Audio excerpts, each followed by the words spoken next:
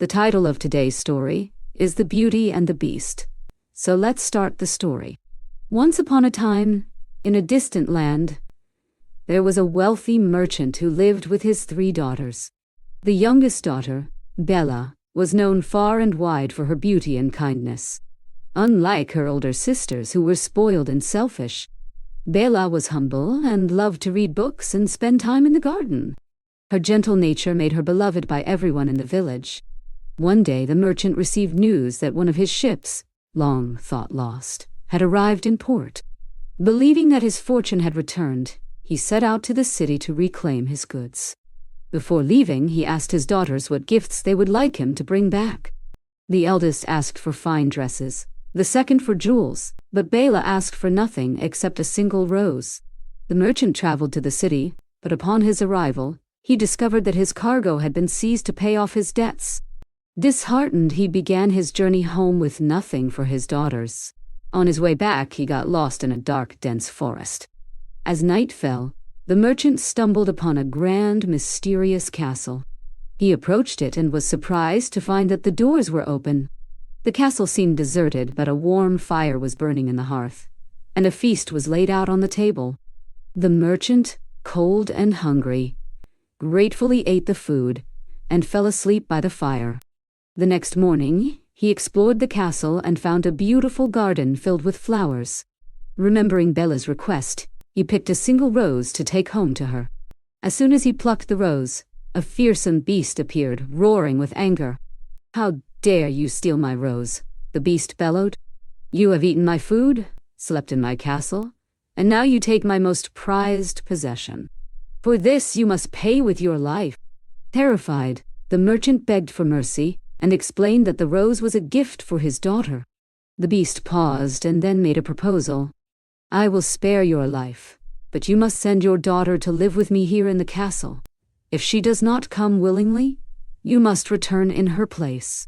The merchant reluctantly agreed and returned home with a heavy heart. He told Bella everything that had happened. She loved her father dearly and could not bear the thought of him being harmed, so she agreed to go to the beast's castle. When Bella arrived at the palace, she was welcomed with kindness.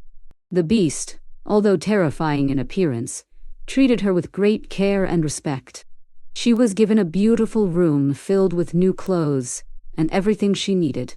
And every day, the beast joined her for dinner, asking her about her day and listening to her stories. At first, Bella was afraid of him, but as time passed, she began to realize that the beast was not as cruel as he appeared. The castle was filled with magic, and Bella found herself surrounded by enchanted objects that seemed as if they had a life of their own. The candelabra, the clock, and the teapot all talked to her and kept her company during the day. Days turned into weeks. Bella was no longer afraid of him and started enjoying his company. She would read him her favorite books, and they would talk for hours about everything under the sun. However, every night before parting, the beast would ask Bella the same question. "Will you marry me?" Each time, Bella would gently refuse, as she still thought of him only as a friend. Although the beast was saddened by her response, he never pressured her and always treated her with kindness. One day, Bella asked the beast if she could visit her father, who had fallen ill. The beast agreed, but asked Bella to promise to return in a week. He gave her a magical ring which she could wear to meet her father. Bella returned home and was very happy to see her father again. However, her sisters were jealous of her nice clothes and jewelry, and the love the beast had for her. They conspired to prevent her from returning to the palace, hoping that the beast would become angry and punish her.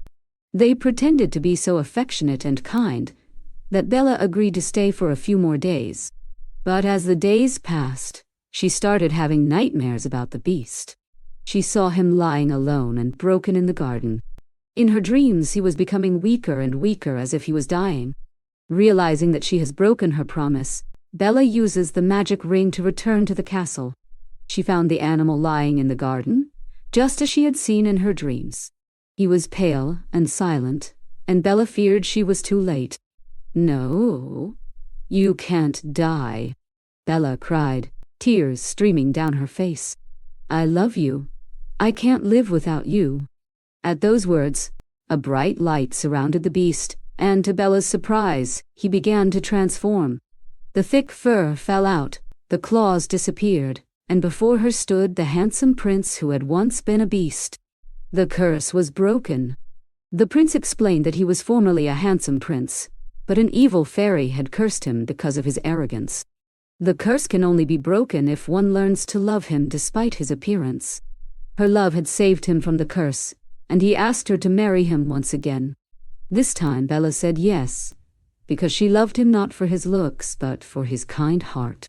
The enchanted objects in the palace transformed back into loyal servants of the prince, and the palace itself came alive with joy. Bela and the prince were married in a grand ceremony, and the entire kingdom was celebrating their happiness.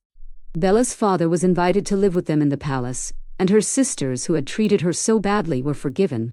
Yet, sent to live in a distant country where they were forced to earn a living, will have to work for it. They will have to learn the values of kindness and humility.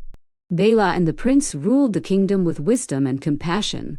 And so, they lived happily ever after, proving that true beauty lies within, and that love has the power to transform even the darkest heart.